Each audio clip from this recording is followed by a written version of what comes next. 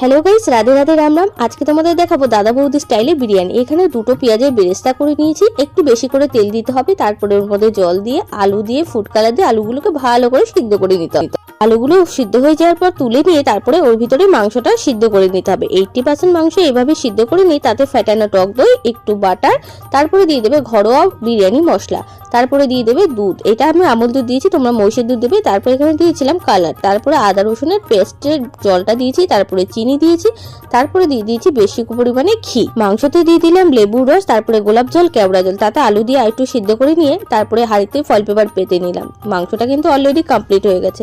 তারপরে ভাতটা উপর দিয়ে দিলাম একটা ঝুড়িতে, আর হাঁড়িতে দেখেছো ঘি মাখিয়ে নিয়েছি, তাতে দিয়ে দিলাম মাংসের ঝোলটা, তারপরে আলু, আর তারপরে স্টেপ বাই স্টেপ যেভাবে আর কি বিরিয়ানিটা করে সেইভাবে দিয়ে হাঁড়িটা দমে বসিয়ে দিলাম 25 মিনিটের জন্য। 25 মিনিট পরে দেখো বিরিয়ানি কিন্তু একদম লাইট হয়েছে। আজকে ব্লগটা এত পর্যন্ত, টাটা বাই, সি ইউ, দেখা হবে নেক্সট একটি ব্লগে।